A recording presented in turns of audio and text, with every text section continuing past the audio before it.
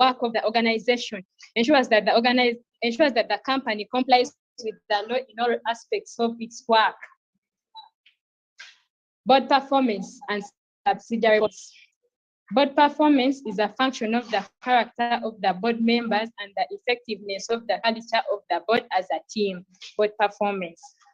It derives from the quality of human interactions from the board. For example, what we mean here, when the board members interact with each other healthy, it's going to ensure healthy performance, increasing productivity.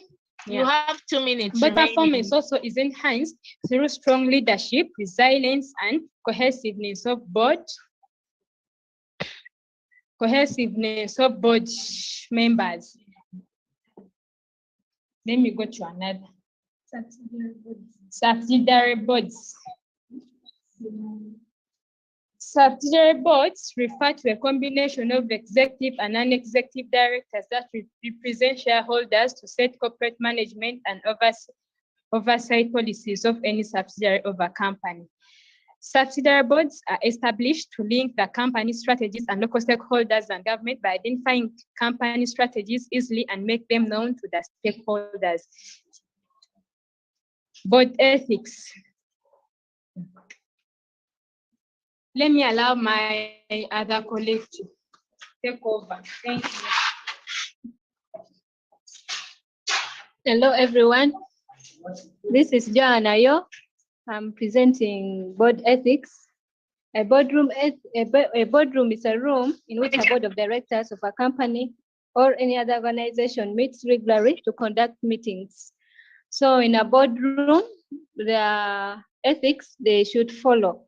And these ethics refer to an inner sense of integrity and good judgment. So the following are the boardroom ethics our group researched and came up with.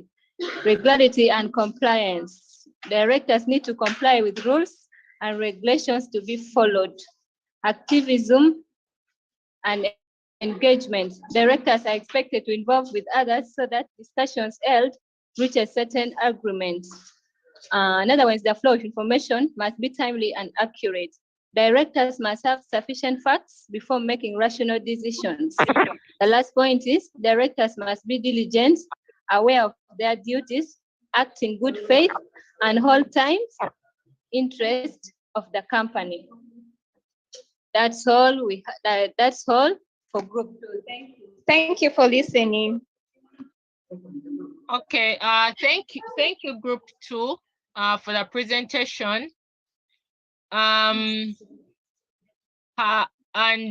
However, of course, in network issues, it was hard to find out, okay, not to understand, but to know what you are presenting. But looking at the slides, I could see the information is there. So let the next group get ready. Then group 2, I will send you your comments on email. I think that's better. So let the next group present, but remember to send me your slides. Okay. Yes, so you send me your slides, then I send you my comments to save time. So group 2, no, not group 2. What's the next group? Group 4. Yes? Okay, doctor, we are ready. Let me share the screen. Okay, it's fine. You let me know when you're ready.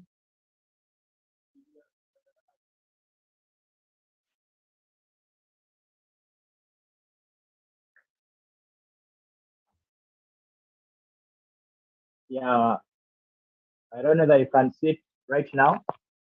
Are we good to go? Yeah, I can see your slide. Okay.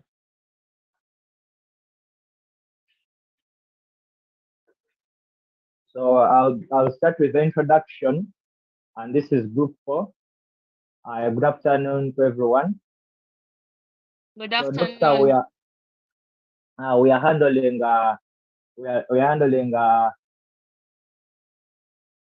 the question was saying that what is corporate governance, and they say that corporate governance refers to the system that outlines how the company is managed and controlled It is a framework of rules and practices that ensures companies are accountable to stakeholders, shareholders, and the regulatory bodies. And basically, here we are going to look at the different people that are made that constitute it, and we are talking of literally we have the whistleblowers. We are told us to talk about um,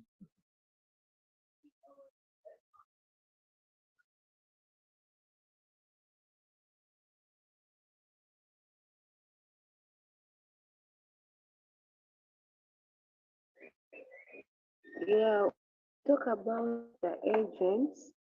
Then we talk about the executives, the non-executives, and the rest of other people that are involved in the board of directors of the boards.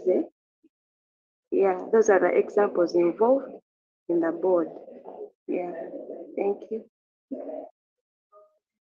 so for the person that is going part of our group, that is taking us through slide number 4, and that is ethical perspective of directors and responsibility. Please, you come up and push on.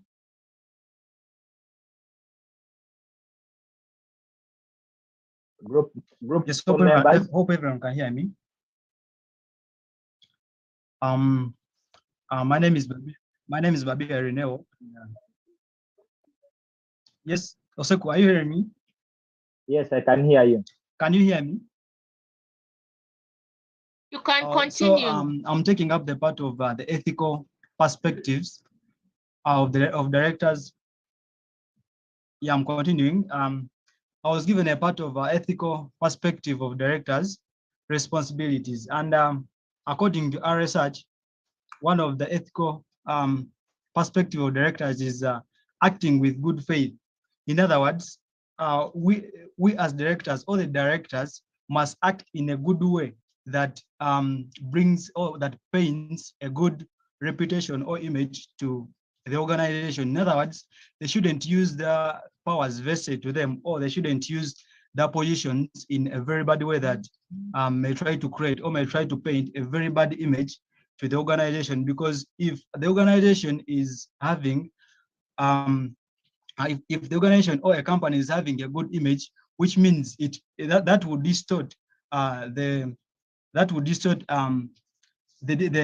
relationship between the organization or company and its stakeholders. And we set up different organizations or different companies because of those different stakeholders of the company. And if they are not there, which means our company or organization has no use, or we have no reason. That's why we should set up that organization. So the directors must act in good faith, so that they can create that good image in the society or the community where they are trying to work from.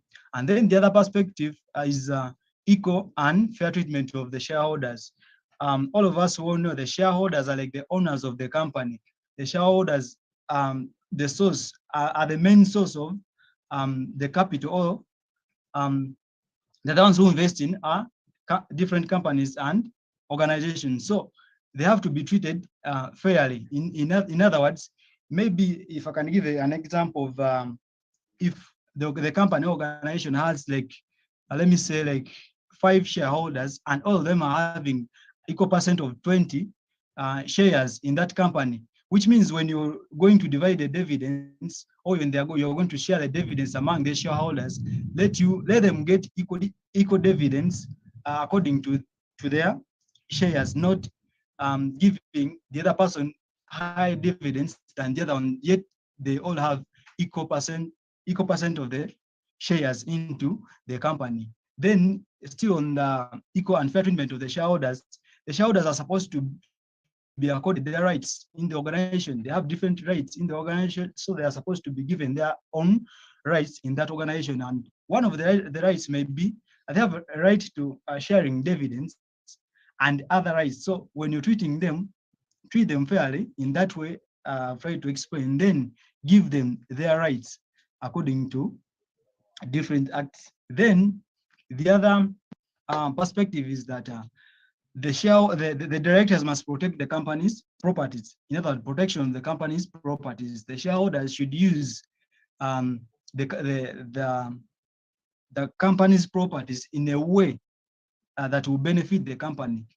They should not misuse the property of the company, or they shouldn't use the company's property in a way that they may be wanting to use it. Let them use the company's property in a way that benefits that company. So it is it is an ethical perspective of directors to protect the company's property.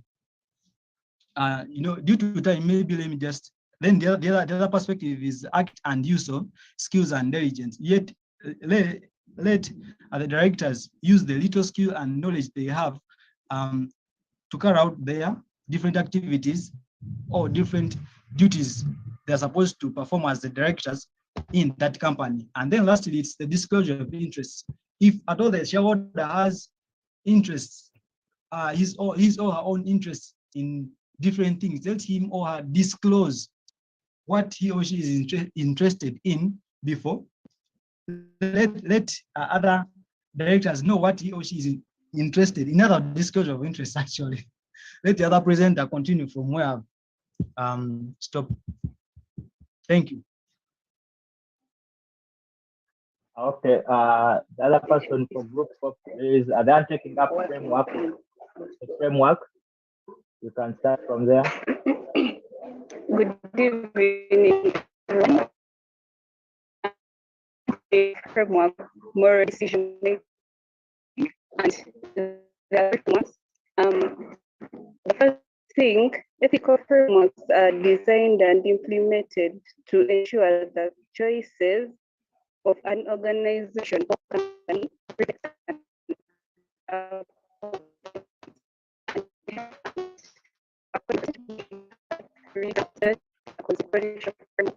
the duty framework and the virtue framework.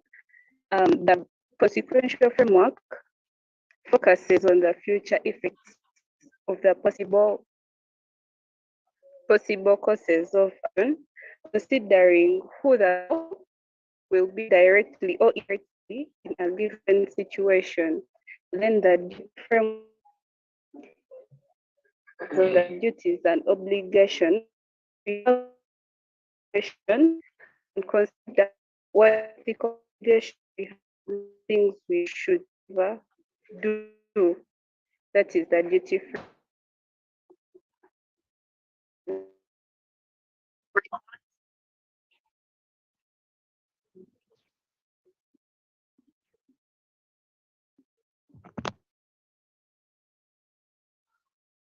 Sonia, Cannot hear you. Sonia, we have lost you. Can someone present on her behalf?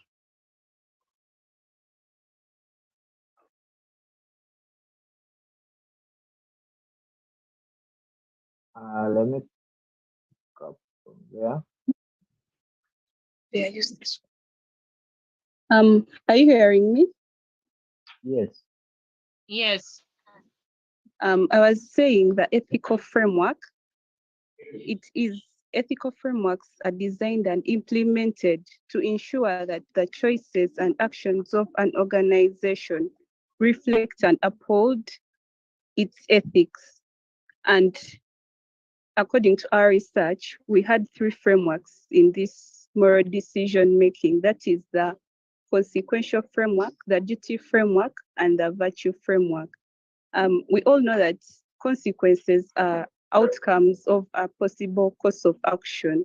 So the consequential framework, it concerns itself with the future effects of possible courses of action, considering the people who will be directly or indirectly involved in a given situation. Then the duty framework, it focuses on the duties and obligations that we have in a given situation and consider what ethical obligations we have and what things we should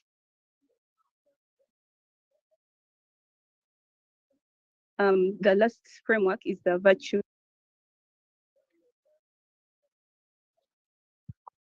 It is itself with the intentional development of personal morality, organization overall. Let me stop here for my colleagues to continue.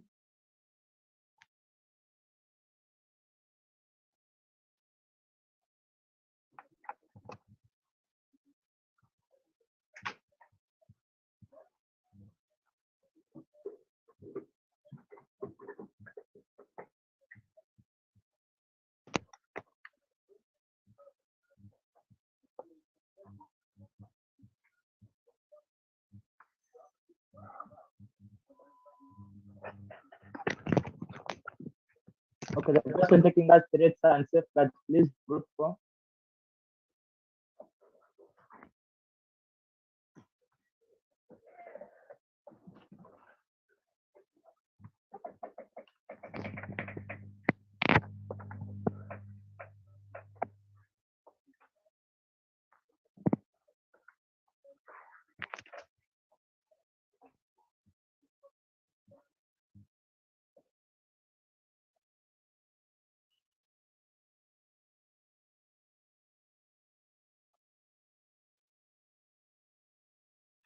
Flavia, please.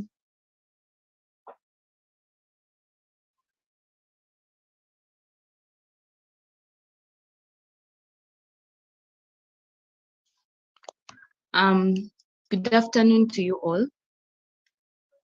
I'm going to discuss the threats and ethical safeguards of the directors. So these threats come about due to the wrongful actions of the management. For example, the board of directors. So we have the self-interest threats, and these occur when the director's interests could be affected by other members' decisions or actions. Let me say when a director has a conflict, the director has a conflict of his or her duty as a board director and their private interests. For example, when a director uses the company's money to buy shares from the company. So that is one of them. We have familiarity threats. These occur from knowing someone very well. This is a risk from a director, maybe to when a director is too familiar with a client, they might become so sympathetic and willing to accept the client's view. So we also have self-review threats, and these happen when a director is responsible for reviewing someone's work or a judgment that he was responsible for originally. We also have intimidation threats. We have advocacy threats. I may continue to the nature of ethical safeguards. So ethical safeguards, these are things that protect and give safety to the directors.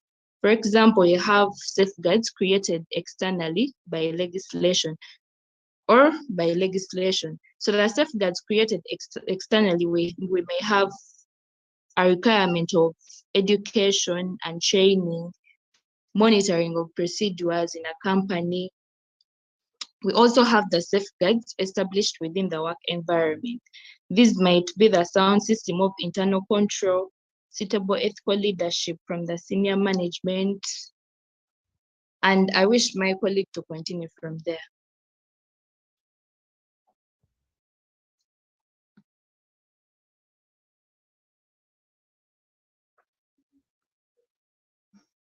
Thank you so much.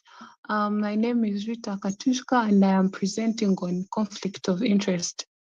So conflict of interest refers to that situation where individuals' actions contradict with what is supposed to be their professional judgment. Individuals act in a way that is not transparent to the public. Like they have a tendency of working towards achieving their own benefits, forgetting what seems good to them, and forgetting that what seems good to them may not be good for others. So a conflict of interest may be as a result of having personal financial interests, or it can be as a result of personal relationships, e.g. when like the employer has a relationship with a family member or is friends with the next party, or they are like business associates. Also, it can be as a result of one's public duties, for example, what your employer requires you to do. So in a situation where there is an overlap between the personal, financial, and relationship interests over public duties, there is likely to develop a conflict of interest. What do I mean? For example, in a small corporation or like a business that is headed by 5 board of directors, and let's say that 3 of these board of directors double as directors. Remember, the board of directors are the people that determine paychecks for the directors in any organization. So in a position where these 3 boards again directors, like they are employees of the company, there is likely to be interest of their business and decide to determine a paycheck which is bigger for themselves. So there can result a conflict of interest. Another example can be, for example, like in a school setting. Let's say in that school, promotion is given to the teachers on a basis of popularity with students. So how will the teacher have a conflict of interest? This teacher may decide to give less content so that the subject becomes easier for the students and maybe gains the popularity. And in that case, they are working against their professional judgments. They are not doing what they are required of. So there is a conflict of interest. So conflict of interests, for example, now in the context of business, they may affect the purchasing decisions. They can cause biases in design, conduct, and reporting of research. Or they can, in the long run, lead to retraction from public duties. You stop doing what you're supposed to do and end up basing on your personal gains. Lastly, I'll present on how you can avoid these conflicts of interest. First step, you will identify the conflict.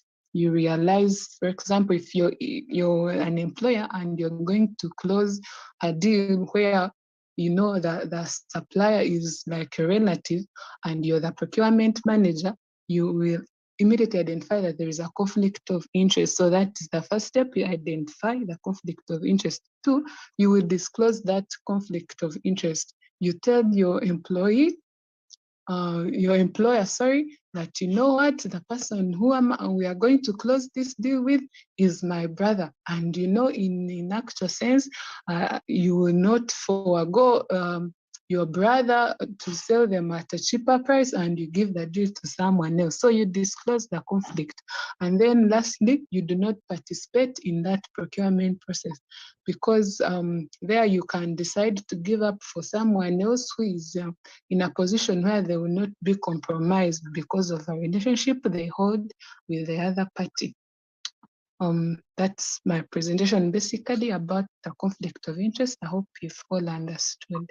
I will leave the floor to the next person.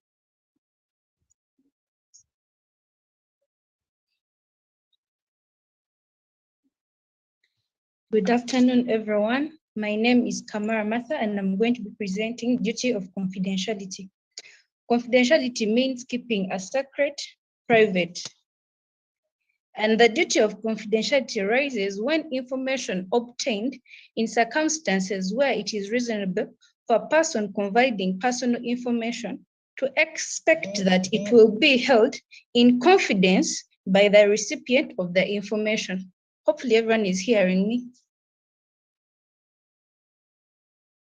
Yes, please. Yes, we can hear you. Yes, we're hearing you. Yes. Okay. The common law or the case law it talks about duty of confidentiality as basically when someone shares personal information in confidence, it must not be disclosed without some form of legal authority or justification. And in this case, there are basically only 3 circumstances where disclosure of personal information or confidential information may be lawful.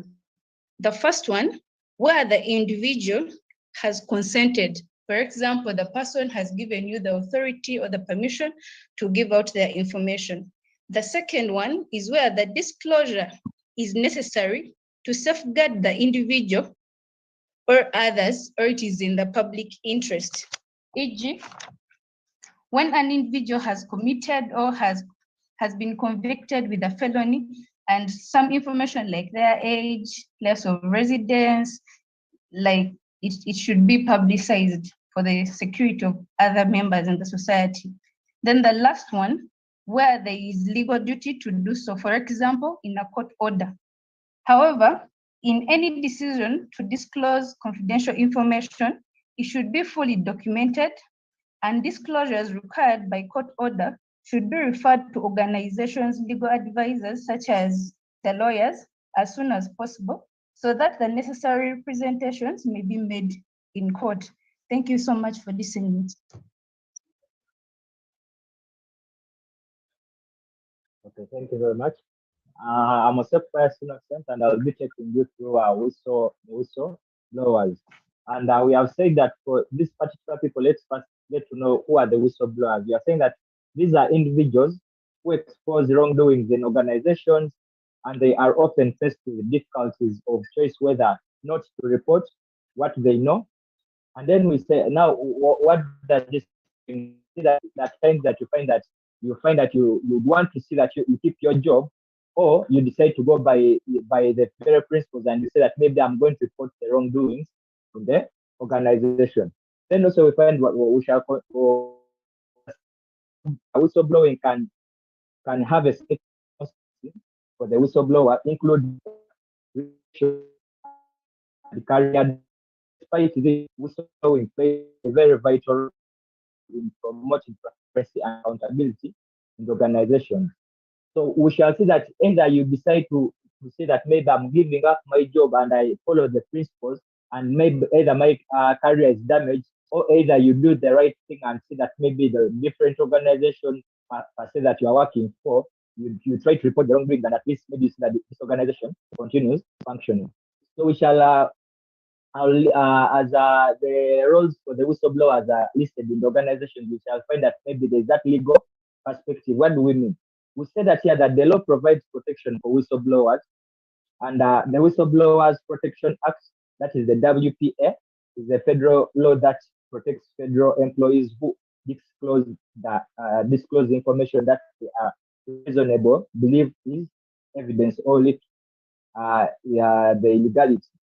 So we find that we shall see that maybe for as per the law, we find that these whistleblowers are protected. So it is when once you decide to say that maybe I'm going to do the wrong thing, maybe you have seen that maybe there's something that is not working up. Maybe, for example, maybe Makerere, the organization, and you decide maybe to say, let me just keep quiet and let this thing go.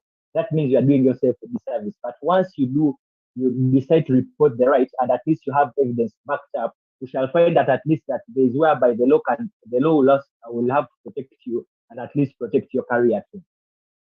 Then also we shall have the ethical perspective. We shall say that there is a normal obligation for individuals to report wrongdoings.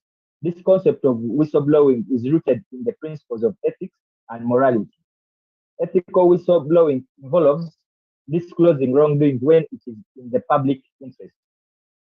With the whistleblowers act as ethical watchdogs, provide checks and balances within organizations.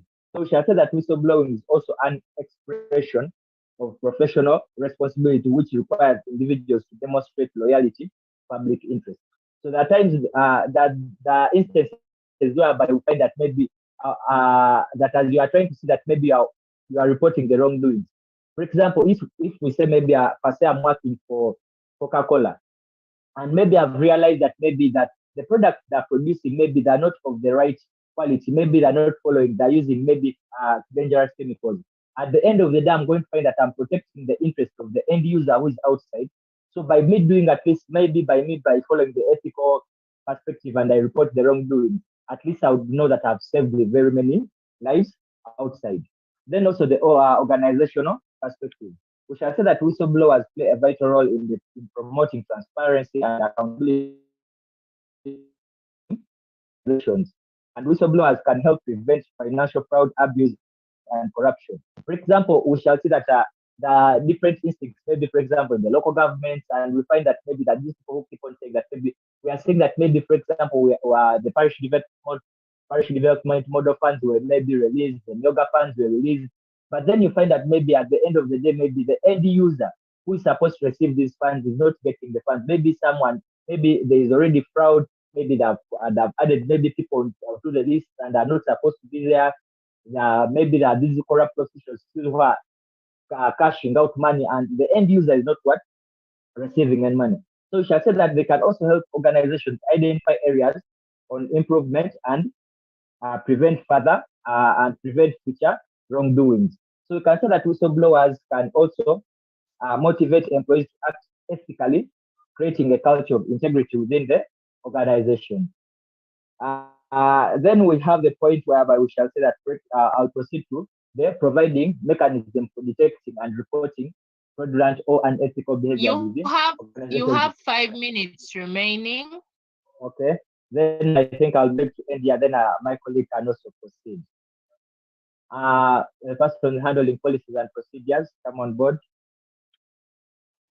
Good afternoon, everyone. I'm Lynette Blessing. I'm going to present the policies and procedures of board members. Hope everyone is hearing me. Yes. Directors are entitled to rely on honesty and integrity, that is to say, integrity of the company's senior executives and outside advisors. Then, selection of nominees. The Nominating and Corporate Governance Committee is responsible for recommending candidates of the board membership. Then, director orientation and continuing education. The company will provide an orientation program for new directors, representation, and senior management. Through presentations by senior management. Then, the elections of directors shall be subject to the policy relating to majority votes. Then director compensation. It's a policy of the board to provide a mix of equity and cash compensation to non-employee directors. That is to say, directors that are working outside the company. That's all I had for you. Thank you.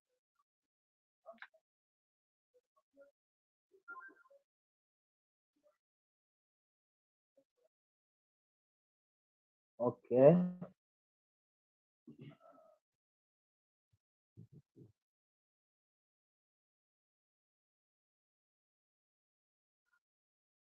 Thank you so much, Doctor. Good afternoon, everyone.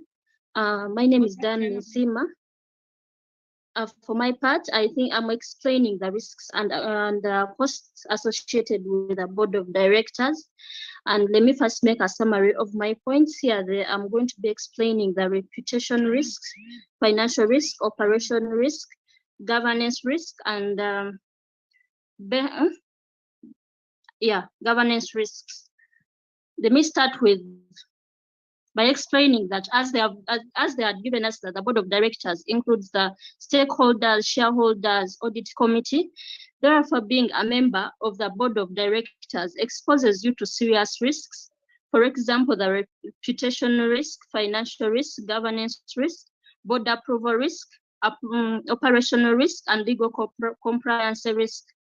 My first point will be reputational risk. This is all about the dangers to the possible future of the organization. The board of directors deals with things that could harm the organization to put it in the right condition. As Mr. Babi had explained to us, that the ethical responsibility of the board of directors is all about maintaining the good image of the organization in the act of good faith. Therefore, the board of directors is exposed to the risk of of when the image of the organization is destroyed. Therefore, being the board of the director, you're like the image of the organization, and you're exposed to this risk. Therefore, the board of directors deals with that risk.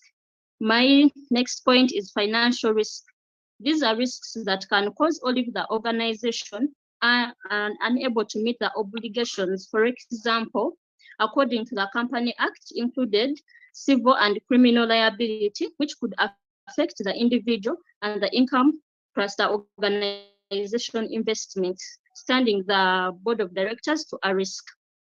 Let me explain the next point, risk.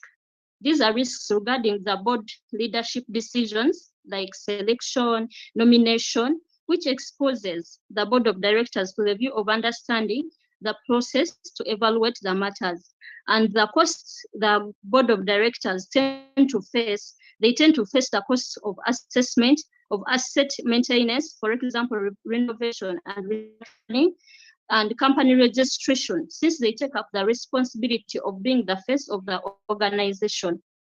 And let me explain my last point of board approval risk, which are the risks related to the decisions of the board of directors make.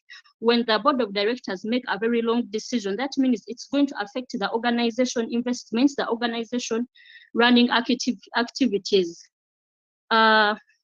Because of time, let me allow the next presenter to come in. Thank you so much, Doctor.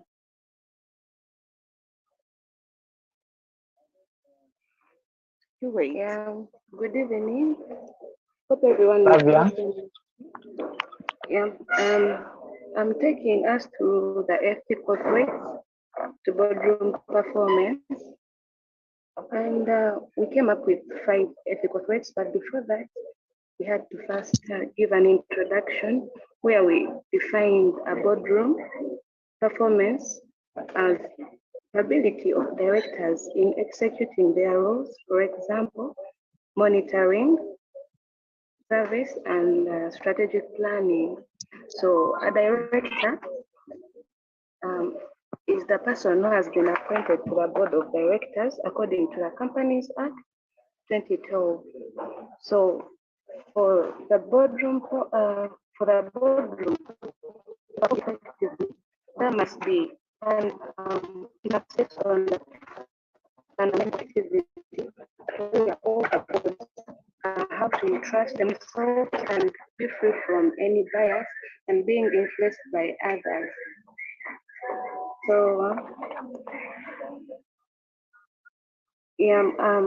our ethical threat number 1 is self-interest. This is where someone has their own interest to benefit themselves, not the organization. For example, if I may use an example of a director and actor, of course, directors appoint auditors, and auditors are to take to audit the books of accounts and make sure that the data is relevant to the reports made by every employee in the organization. So I'm using an example where an auditor has shares in that company and has been called to audit some books of account, maybe of a different company, of which she also has shares in that company. And then at the back of every shareholder, there is a point that they have what they are to share profits. So that auditor finds out that maybe the books have been manipulated, and in case maybe he corrects those books of accounts,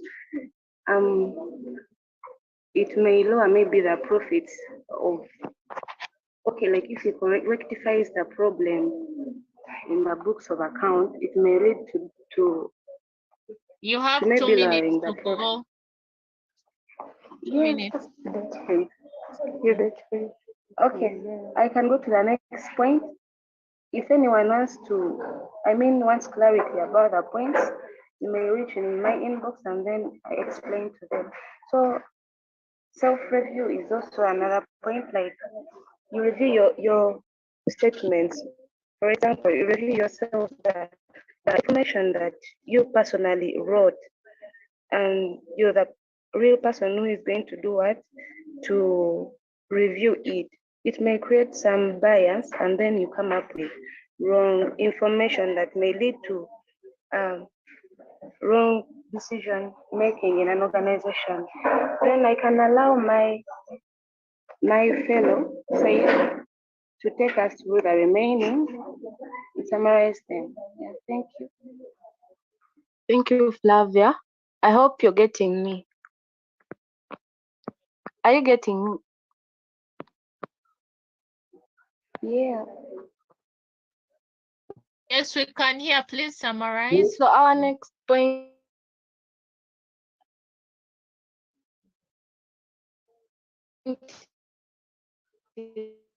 is conflict. Yes, our other point is conflict of interests that confusion.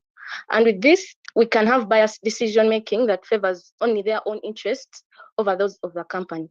My last point will be lack of transparency as a threat. Board members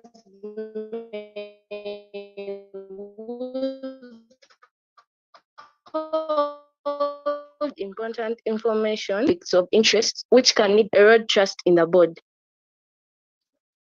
To conclude, I'll say that to address these threats, boards should establish clear codes of conduct and ethical guidelines, regularly review and update their policies, and ensure that all members are aware of their responsibilities and are held accountable for any breaches of ethics. Thank you for listening.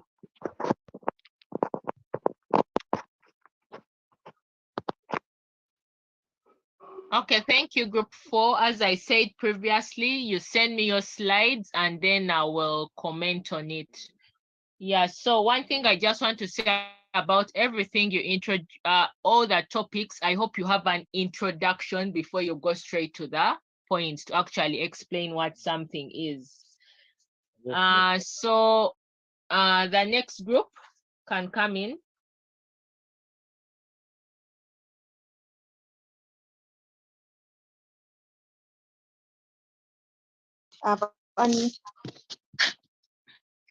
Dr. we are coming, we are preparing. Group 5.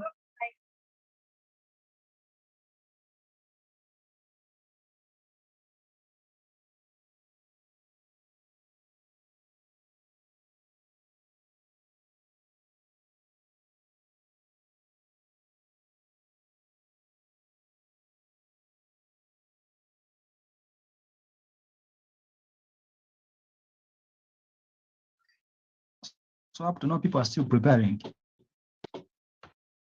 Then the next group can come in. Then so that we don't waste time, then they'll come in later. Group 6 or 7.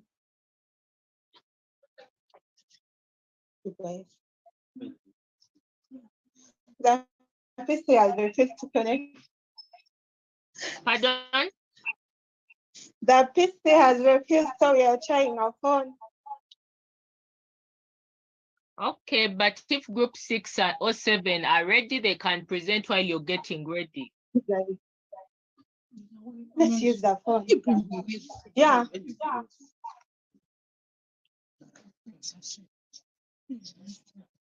Time is going.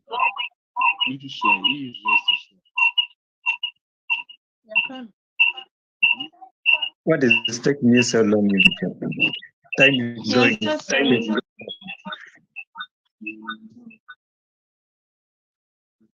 Oh, shit.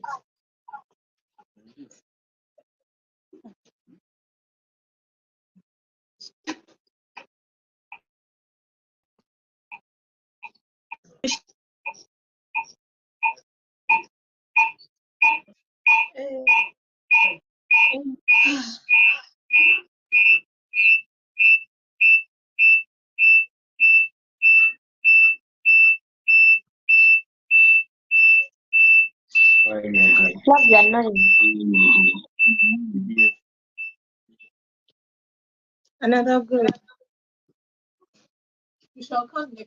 Group 6 or 7, if you're ready, could you present? Yes, Dr. Group 6 where?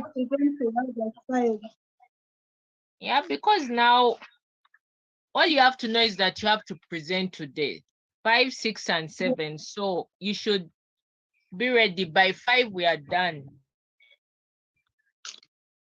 So we can So present group without 6 us. is ready to start. So group 6, you can set up your slide and present.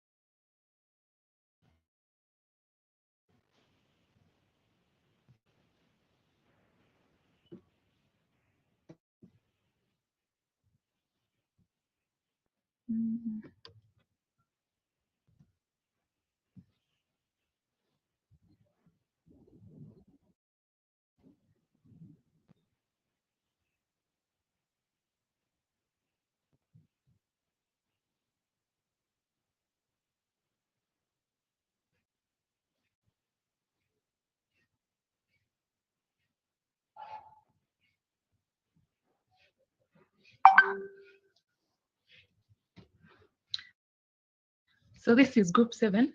We're going to handle we're going to handle the corporate social responsibility.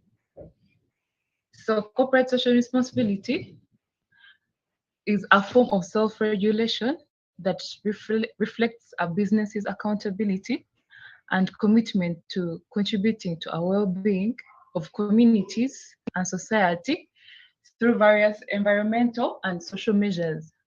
So this is a form of it's a form of a strategy used by businesses, like it's like in form of putting positive impact to the society, to the environment, to the community, everything. So they target to putting a positive impact to the society or the environment. And in that case, that means a company will achieve a balance of economic, environmental, and social imperatives, while at the same time addressing the expectations of shareholders and stakeholders. So that means it will not only concentrate on putting a positive impact to the society, but it will also address the things happening within the interior, like the shareholders and the stakeholders. So allow me let my colleague to move on with the types and examples of corporate social responsibility. Thank you.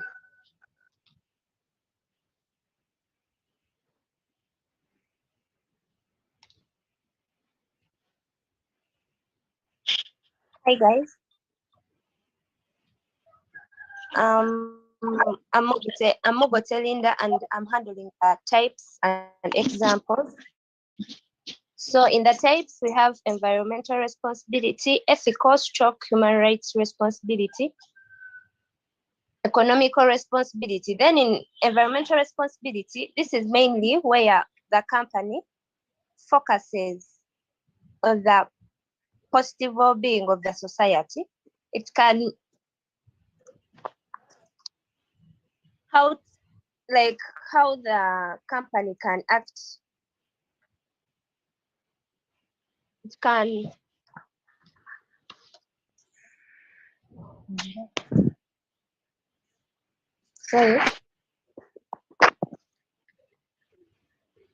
protecting the environment. This can be through managing the waste,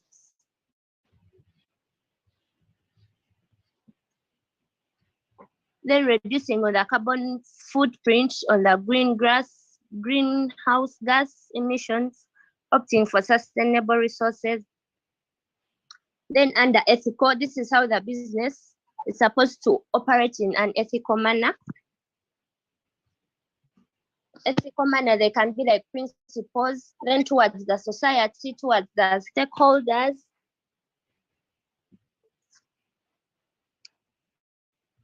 Through this, the company can be able to impact, to behave in a way like providing fair treatment of all stakeholders, fair trade policies, and equal pay. This can be to employees, it can be internal or external. So it can be to employees, giving them like fair treatment. This can be through considering like their decisions when you're dealing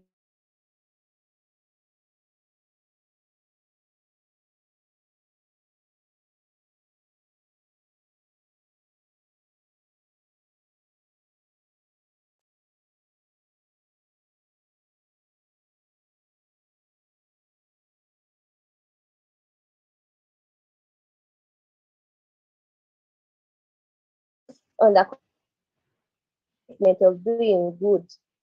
Some of the common examples of economic responsibility include in investing in alternative energy sources, putting more money into education programs, and funding local charities.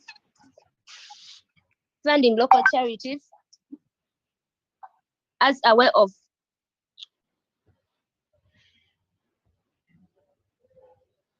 meeting the company's expectations. Examples of economic responsibility, such as investing in alternative sources, putting more money in education programs, and funding local charities. Yeah, those are some of the types and examples. Thank you.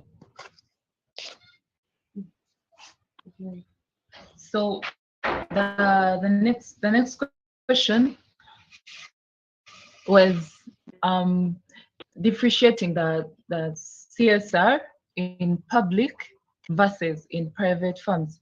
So in public funds, they are more likely to face pressure from stakeholders such as the shareholders, customers, and regulators to engage in the CSR activities.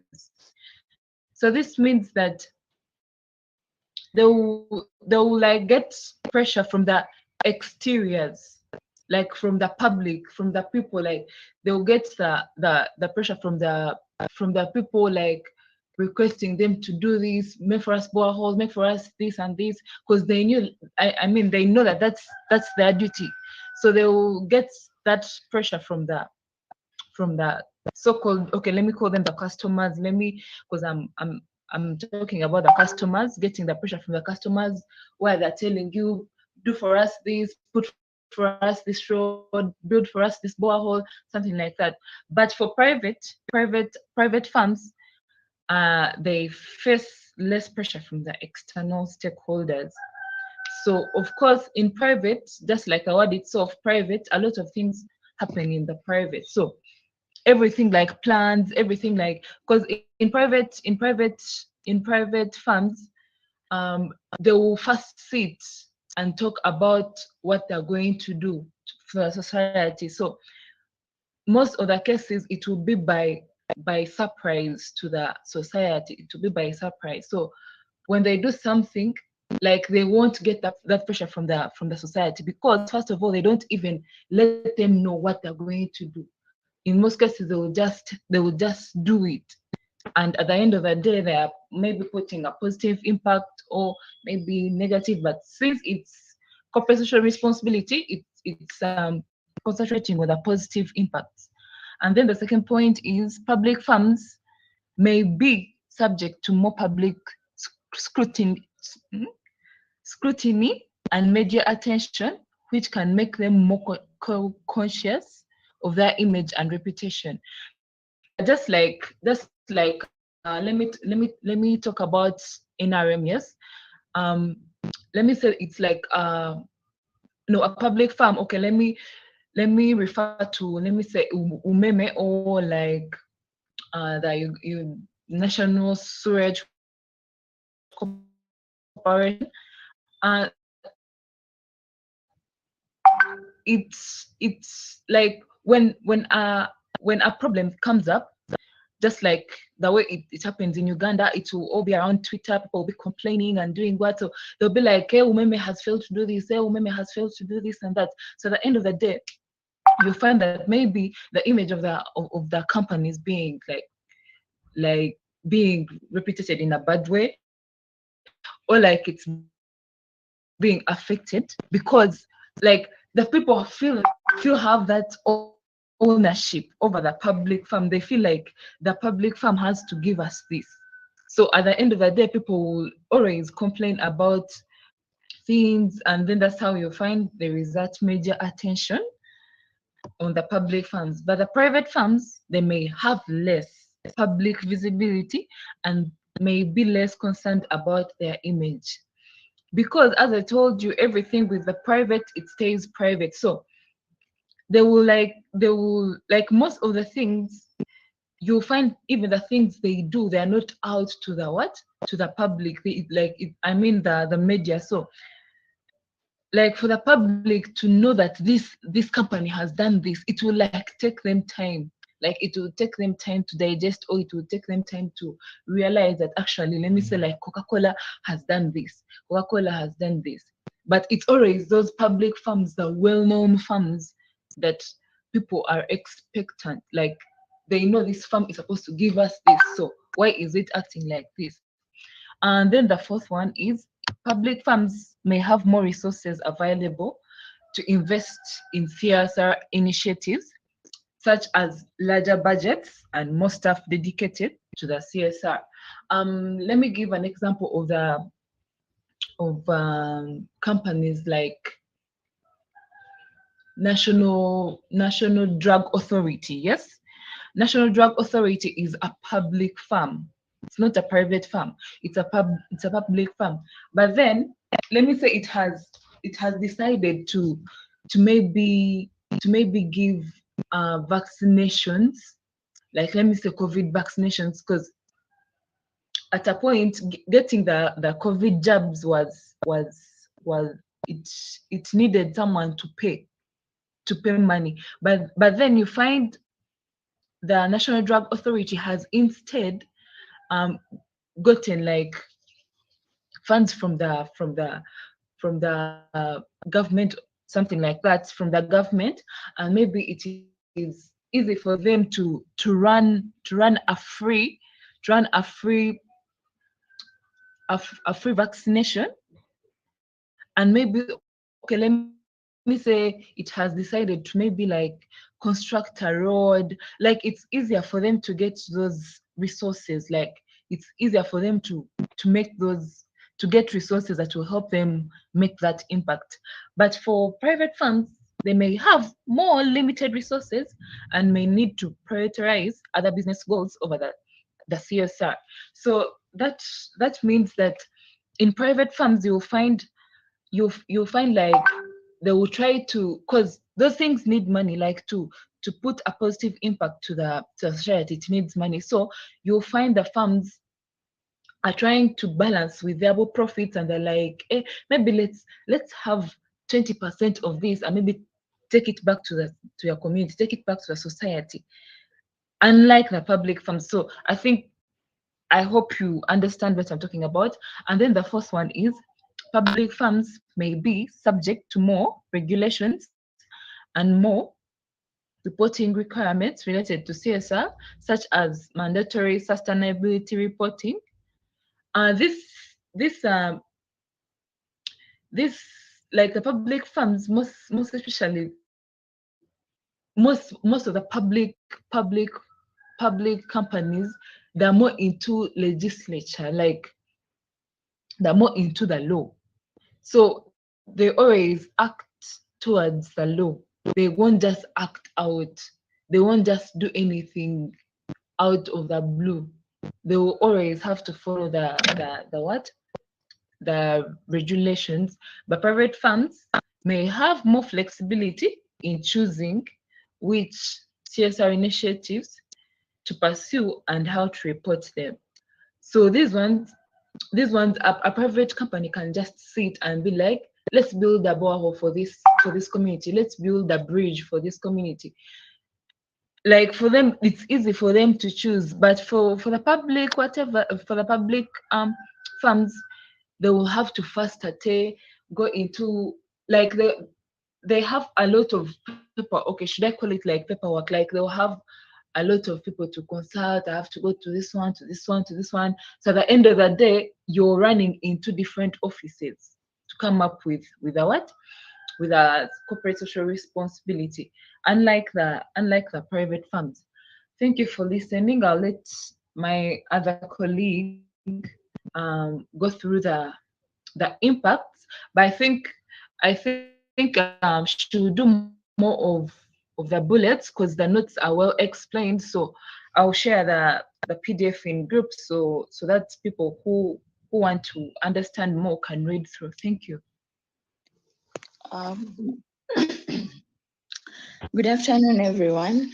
My name is Sanyo Fridals. So I'm going to discuss about the impacts of CSR on organizational psychology. So CSR, we all know, stands for corporate social responsibility. And our first point is employee engagement and motivation. Well, we all know that companies that prioritize that prioritize CSR may be seen as more socially and may be seen as more socially responsible and ethical. With ethical behavior is sometimes seen as increasing efficiency of companies. So it's efficiency of companies which can enhance employees and engagement, which can enhance employee engagement and motivation. This can lead to higher job satisfaction, better performance, and lower turnover. When we talk about, anyways, I'm going to, these notes are very many because that's why I'm going to bullet it out. So the second point is organizational culture. CSR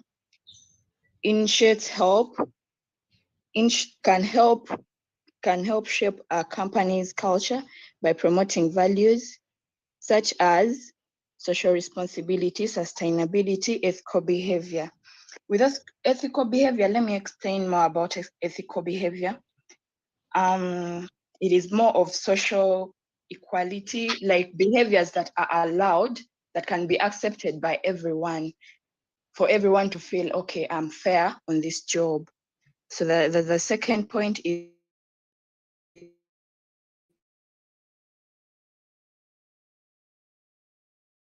action and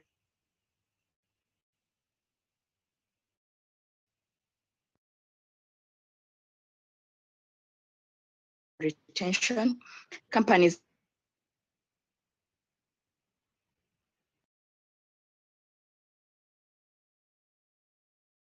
that prioritize CSR may be for their value, retain reputation and brand image. CSR initiatives can help enhance a company's reputation and brand image by demonstrating a company's commitment to the society and sustainability. This can help build trust and loyalty among customers, employees, and other stakeholders.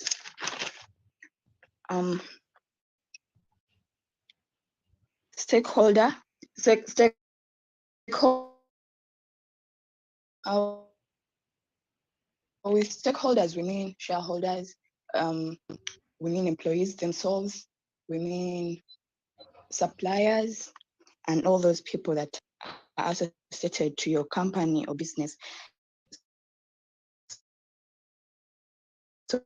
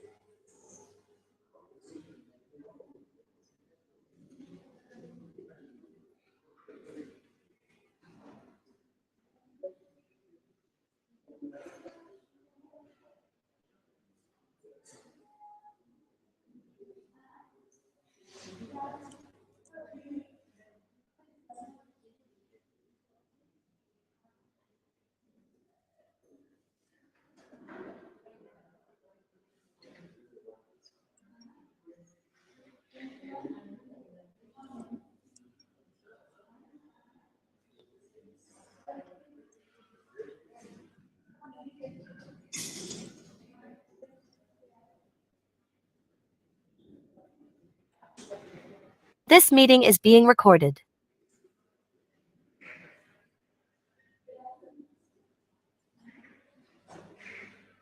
Well, what they are going to do for them, it has to disclose what impacts they are looking up to the society. Then accountability.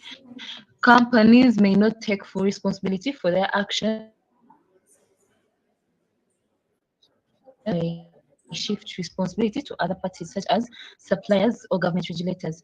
Accountability, this means you have to take full responsibility of the CSR, let me call it a CSR or strategy, something. A company has to take full accountability. Like, it doesn't have to include other people. It has to take full accountability of what it's going to impact onto the society. Then greenwashing. Companies may overstate their environmental commitments or engage in superficial, low-impact activities to create a positive image rather than making significant changes.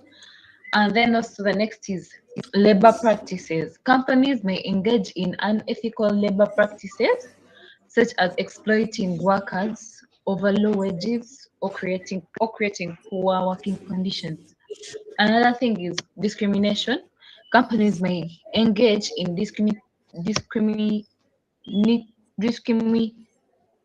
discriminatory practices, such as hiring or promotion policies that disadvantage certain groups. Like, it's more of like segregation. Like maybe the poor and the rich, or like the lame. You find like they're segregating people instead of bringing them all together as a whole society. Then corruption. Companies may engage in unethical or illegal practices, such as paying bribes to gain business advantages or influence government officials. Then the next is human rights abuses. Companies may engage in activities that violate human rights, such as using child labor or supporting oppressive games. We have seen companies which use young kids.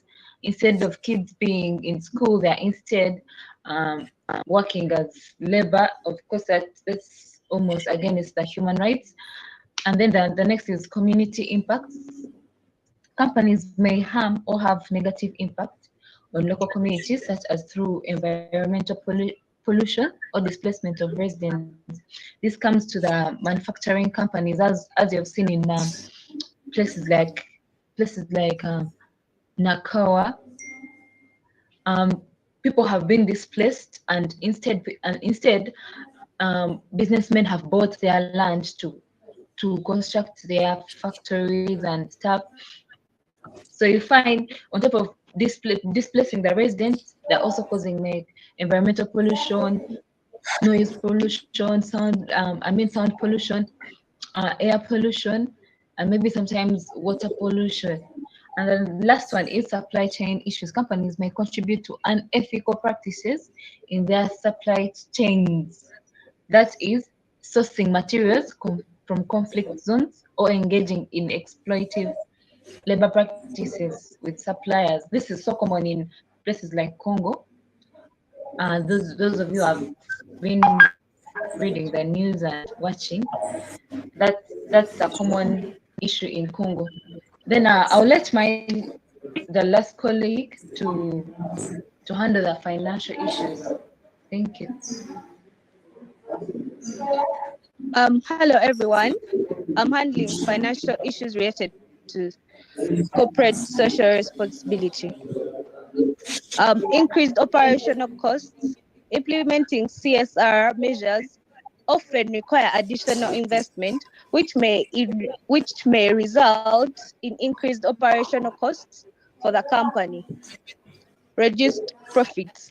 Companies may experience reduced profits as a result of CSR initiatives, especially if they prioritize social and environmental concerns over profitability. I'm going to just mention the last of the points. Limited access to capital, repetition risks, regulatory risks, increased capital expenses. Thank you.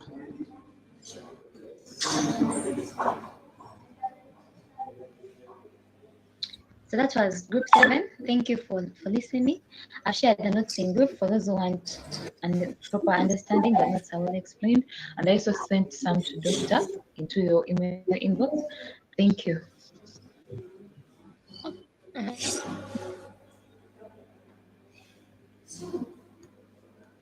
Thank you, Group 6. That was a good presentation. Thank you. And as I said earlier, you send me your work and then I'll comment later on it. But the points on corporate social responsibility were good. So group what's the next group? Group 5, isn't it? Yeah, so group 5, please come on and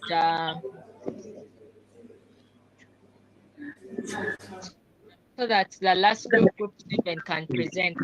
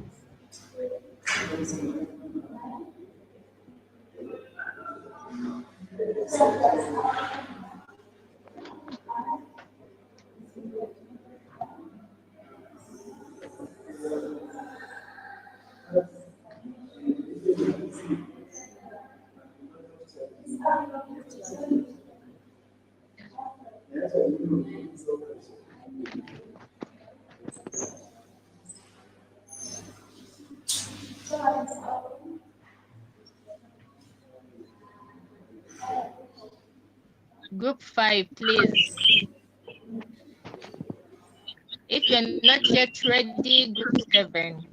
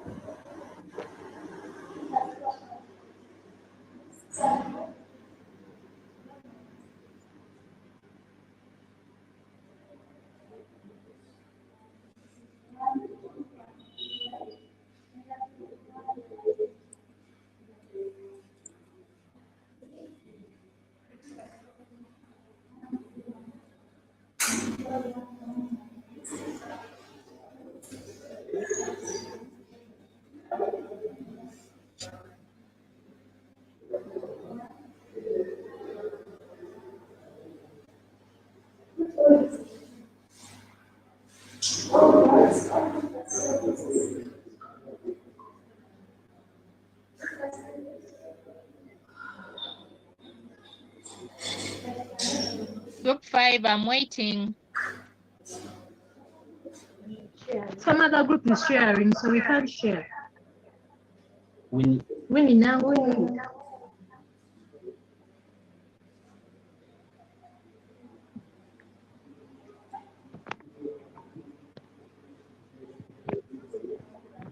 When your network is poor, let the other people share.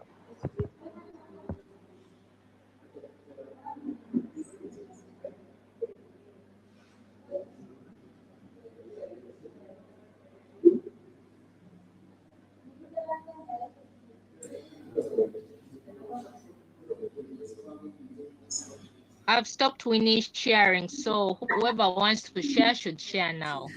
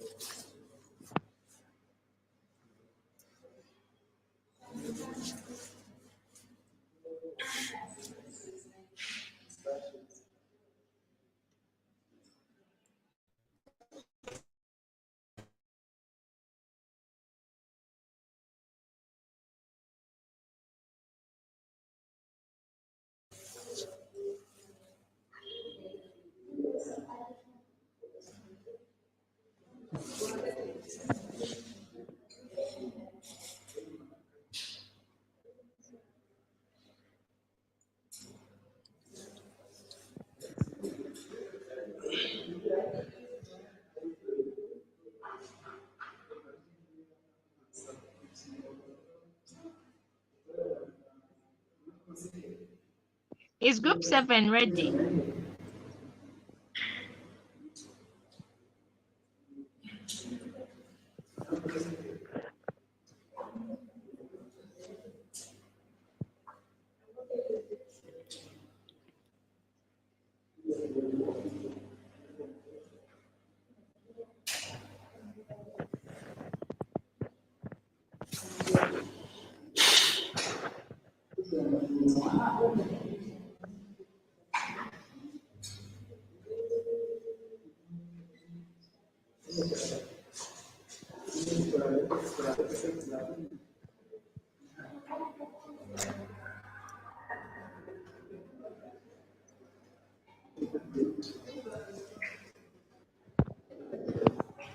Doctor, it's group 5 and 6.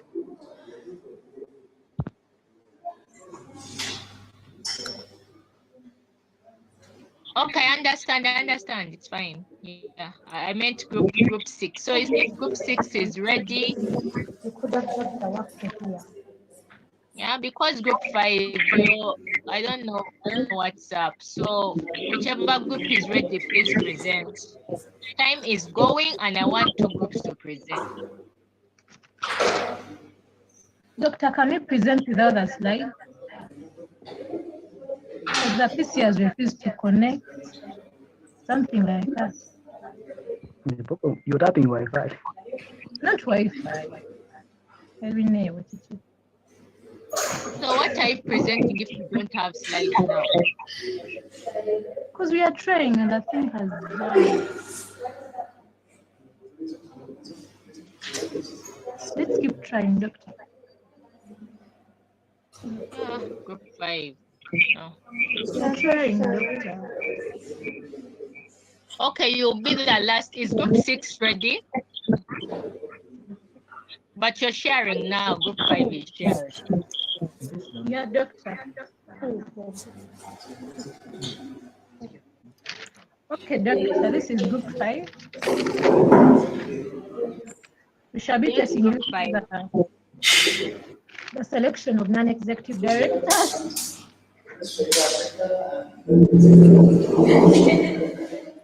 First, the introduction. Non-executive directors are members of the company's board of directors who do not hold an executive office and are normally independent advisors and are not responsible for daily operations of the company. Normally, the non-executive directors are involved in planning, and policy making. We should go to the nomination committee. The nomination committee is a group of board members in a company responsible for corporate governance. We all know what corporate governance is, right? And are responsible to select the best candidates for each seat on the board. Some of the roles of the nomination committee include to identify and evaluate the candidate. This helps to identify potential direction of the skills, experience, qualification, among other things. Secondly, it ensures diversity. They ensure diversity, sorry. Diversity is all about making sure that those part of the non-executive directors, you have to consider the skills, gender, maybe. Thirdly, have conducting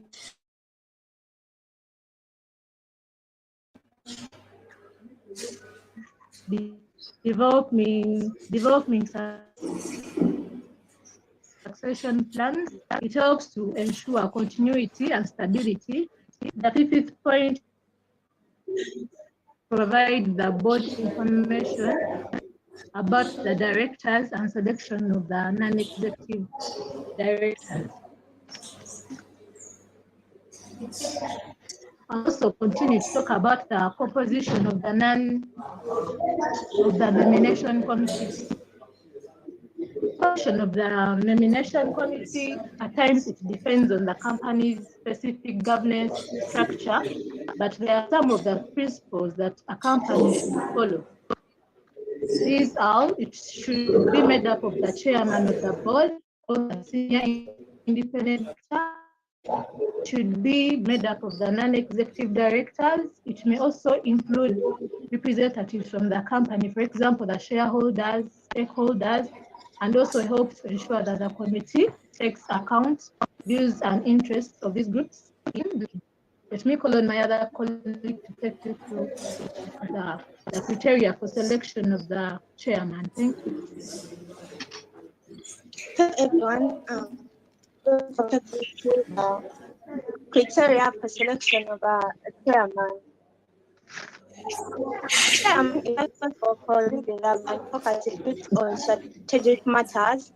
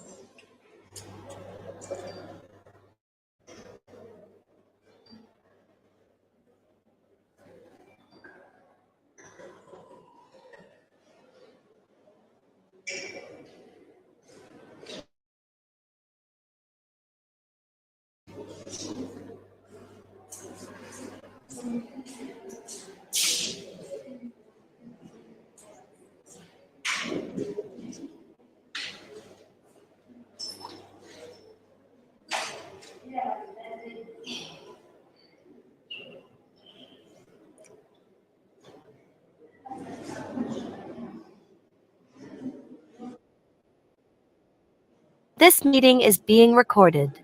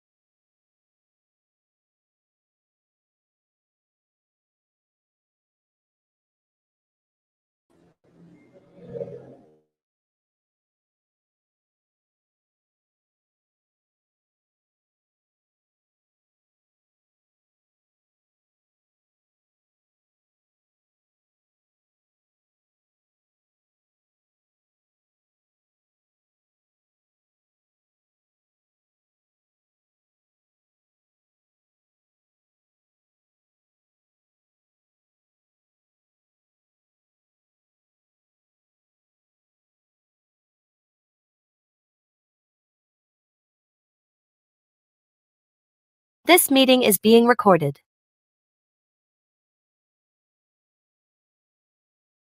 Understand its market, like how does business work, like which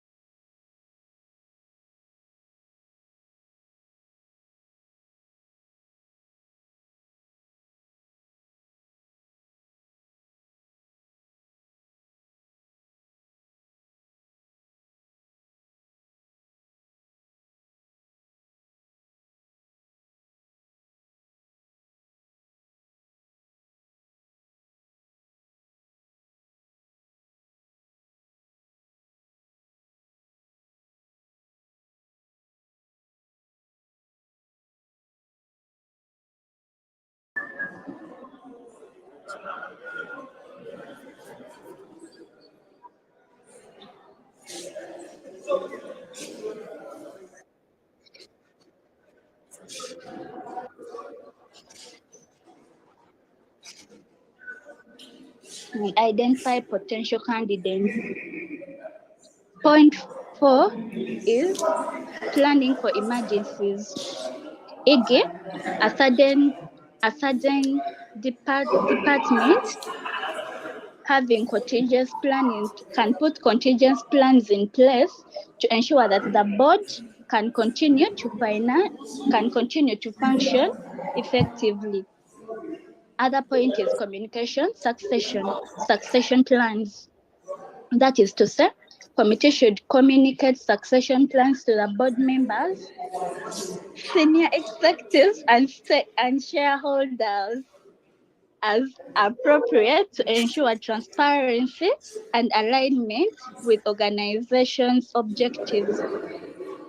Last point is monitoring the succession plans, i.e., by monitoring and making adjustments as needed to ensure that the board's composition remain aligned with organization's strategic goals. In conclusion, therefore, effective director succession planning is critical to ensure that the organization has the right leadership in place to guide it through changing times and challenges. I wish to stop from here. This has been Group 5. Thank you for listening. We are going to share the slides for those who need them. Thank you. Sorry for any convenience. Okay, Group 5, thank you for the presentation. So far, one thing I can just add is especially on the last slide talking about director succession. I think you should also, not even I think, you should also add explaining how succession happens, the steps of succession, whereby what is the period to be in a certain position? For how long should you be there? What are the terms and conditions? Are they similar for executive or non-executive directors? So it should also include that element of the period. So thank you, Group 5. Which group is it now? Group 6. You can now set up your slide. So just revise the director succession, then but still send your slide so that I can add other input on it.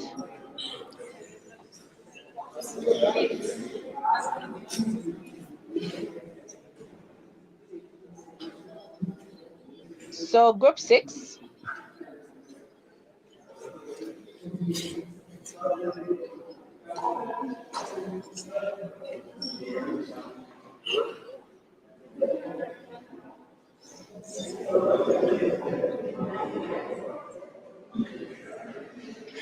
Yes, good evening, everyone. Group 6. Group 6 is going to present the roles of non-executive directors, chairmen, company secretaries, senior independent directors, and board subcommittees, as well as matters reserved for the board, managing directors, powers relationship with shareholders, board processes, and lastly, roles of non-executive directors in firms at different stages of development and on voluntary and public sector boards.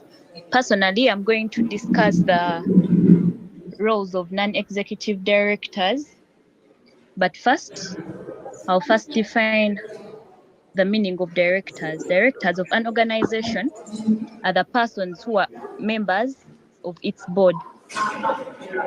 And non-executive directors are those that don't hold any management position in the company. That is to say, they aren't part of the company and they don't take part in any day-to-day running of the business, and they aren't even employees of the company. They aren't full-time employees, and when they are appointed, they should be clear on how much time they would spend discussing company affairs. They are also involved in policy making and planning exercises, and also monitor executive directors and act in the interest of corporate stakeholders. So they have different roles. The first one, they give the board a better balance. Boards must be a working group of members who trust and understand one another.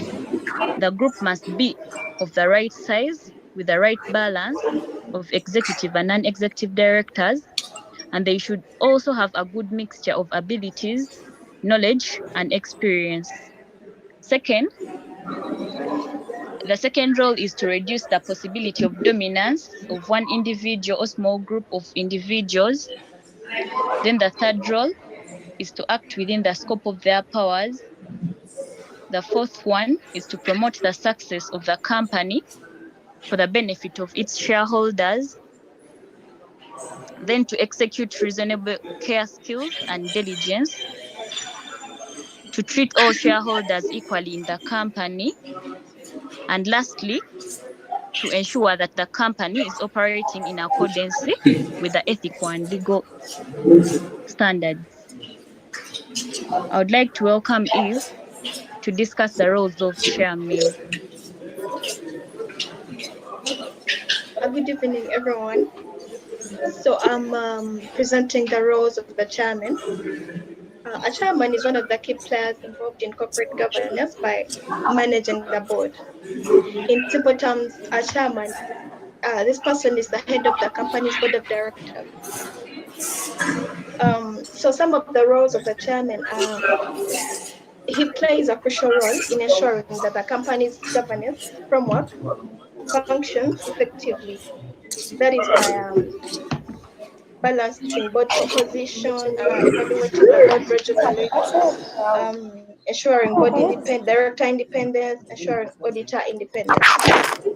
Then the second role, the chairman chairs board meetings, which are normally conducted to review and approve the company's policies and strategic direction. The third point, the chairman ensures that the meeting agenda is clear to all members of the board. Pardon. Okay, this chairman ensures that meeting agenda is clear and all members of the board are prepared for the meeting before it commences. So this chairman has to make sure that all board members are having information and all the required details before the meetings commence. The last point, the chairman is also responsible for ensuring that board members adhere to meeting rules, promote open communication, encourage free and frank discussions, and arrive at sound decisions. So it is the role of the chairman to ensure that these board members, each and every person of the board gets a chance to express themselves through creating an environment that allows free communication, ensuring that these people adhere to the meeting rules, yeah, and encouraging free and frank discussions where everyone can air out their suggestions. Thank you.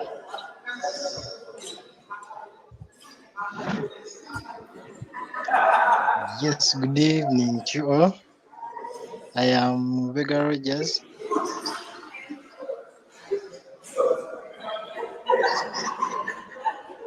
Yes, good evening to you all. I'm Vega Rogers. I'm presenting the role of the secretary in a company. Company secretary is an official on the board of a company who deals with financial legal issues and is responsible for making sure that the company is managed correctly and according to the law.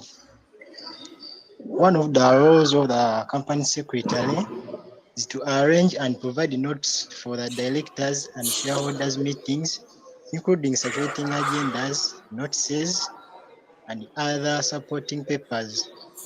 The company secretary is also usually responsible for preparing board minutes of directors and shareholders meetings and decisions taken, resolutions, consent documents, and ensuring that the general meetings are held in accordance with the Company Requirement Act. Another role of the company secretary is to retain company documents such as the company seal, if there is any, share certificates, the memorandum and articles of association, and the certificate of incorporation. The other role of the company secretary is to help in board development.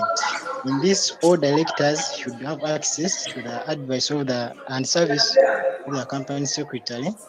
The company secretary should build effective work with all board members, offering impartial advice and acting in the best interest of the company. In promoting board development, the company secretary should assist the chairman with development of all processes, including board evaluation, induction, and training. The other role of the company secretary is to help in board committee processes. The company secretary plays a leading role in good governance by helping the board and its committees function effectively in accordance with their terms of reference and best practices. Allow me to stop here and invite my colleague to present. Thank you.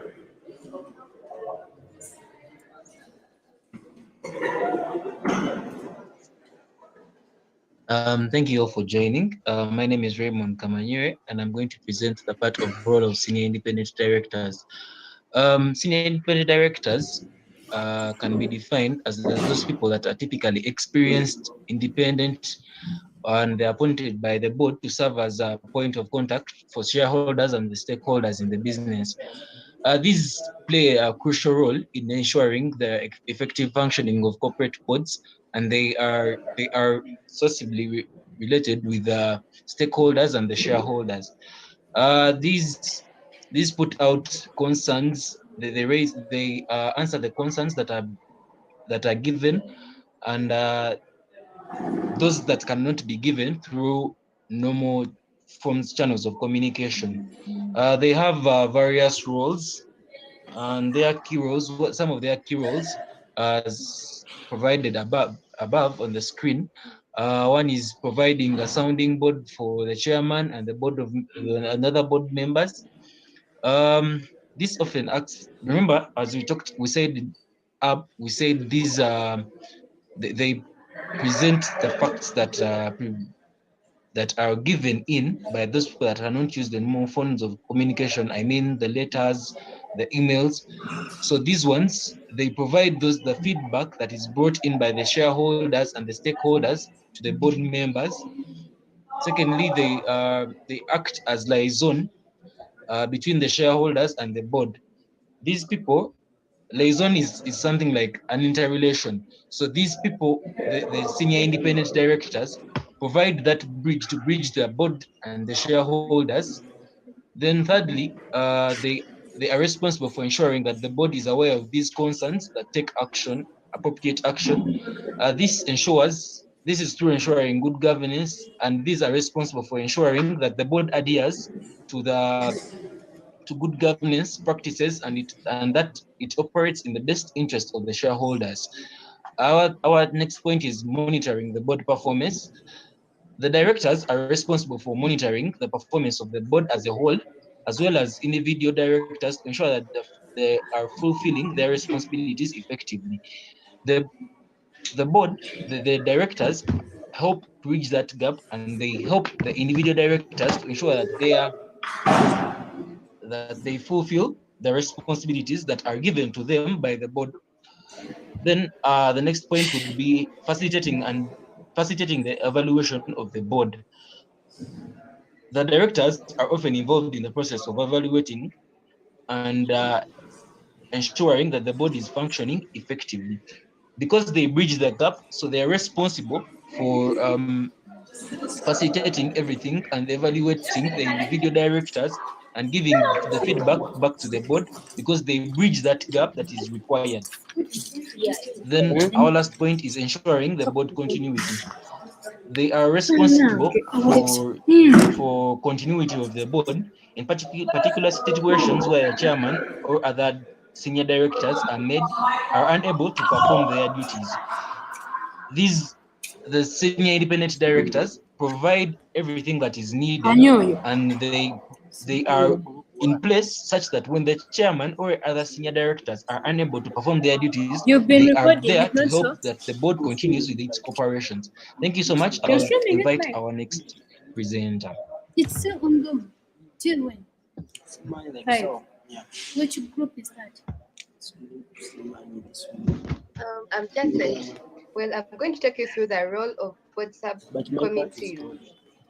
Board subcommittees are established by the board of directors of an organization to focus on specific areas of responsibility or to address specific issues that require detailed attention. And There are different common types of board committees and their roles. Number one, the audit committee. Audit committee oversees the organization's financial reporting process and internal controls. The audit committee ensures that financial statements are accurate, complete, and in compliance with accounting standards and legal requirements. Then we have the governance committee. The governance committee focuses on the organization's governance structure, the practices, policies, and it oversees the nomination and selection of board members and even its evaluation of the body's performance. It also oversees the development of the organization's bylaws and policies. Then we have compensation committee. The compensation committee oversees the organization's compensation policies and practices too. It includes benefits, incentives, executive compensation. Then we have strategic planning committee. The strategic planning committee is responsible for developing and overseeing the organization's strategic plan. It evaluates the organization's current position, identifies opportunities and challenges, and develops strategies and action plans to achieve its goals. Then we have risk management committee. The risk management committee identifies and assesses potential risks to the organization, including financial, legal, operational risks. It develops risk management strategies and policies, and it also oversees their implementation. And then last, we have nominating committee. The nominating committee is responsible for identifying and nominating candidates for election to the board of directors. It evaluates potential candidates' qualifications, their experience and skills, and ensures that the board composition reflects the organization's commission and values. So the overall board subcommittees play a critical role in ensuring that the board of directors fulfills its governance responsibilities effectively and efficiently.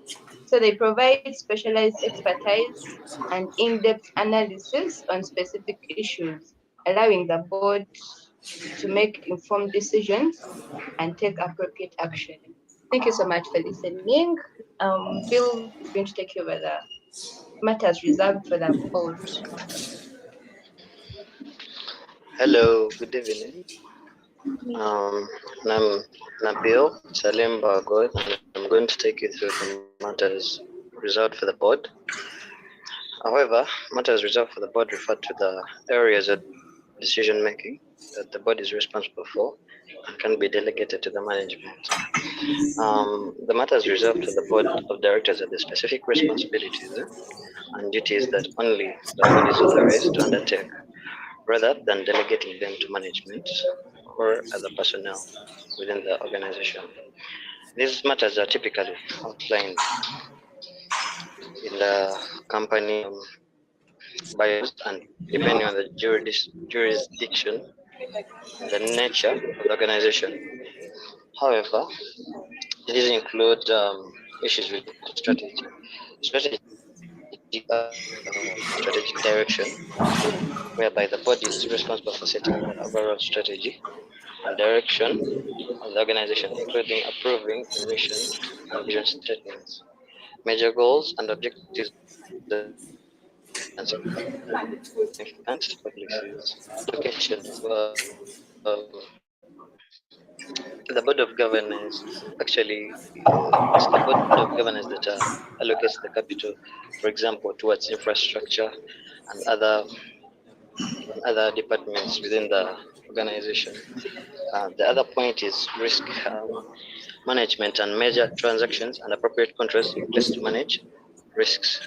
For example, the board is responsible for identifying and assessing and managing the organization's risks, including those related to operations, compliance, and reputation. Then the other point is appointment or removal of the company's principal advisors. This could stroke the board composition. The board is responsible for recruiting and selecting new board members, as well as evaluating the overall composition of the board to ensure diversity and expertise. Then major changes in the applications of group pension schemes. That one is kind of self-explanatory. Monitoring of the directors and officers' liability insurance. It is the board of governors that is responsible for monitoring that the liability insurances of the directors and the officers, because they're fully responsible for the organization. So the last point is approval of the group's health and safety policies. Yeah, of course, since the board of governors are responsible for the organization, so the they're responsible towards the health and the safety of the workers within the organization. So they have to put up policies to ensure that there is safety, and they ensure that the health of the looked at in a way that is really convenient. Yeah, that's all I have. Let me pass on the next part to the next member.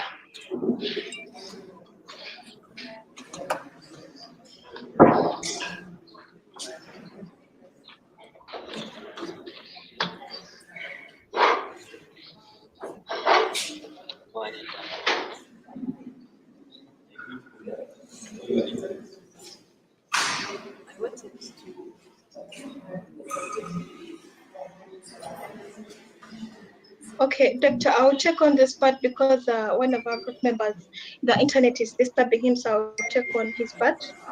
Okay. Managing Director powers.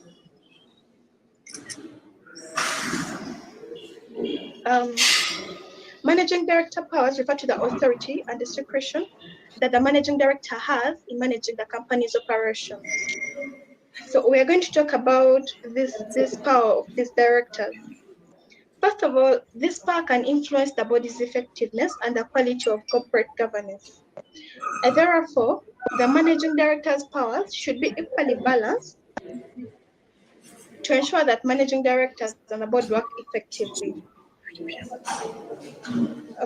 For example, if this Managing Director has too much power, it can lead to conflicts within the board.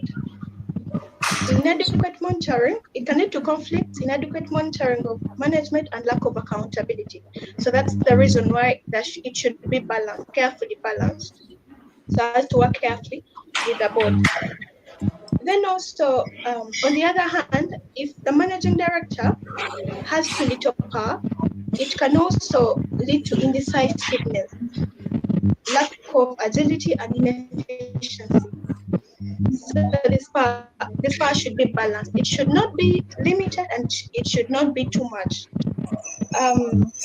Then also, therefore, in conclusion, therefore, the Managing Director's power should be equally balanced to ensure that the Managing Director and the board work effectively.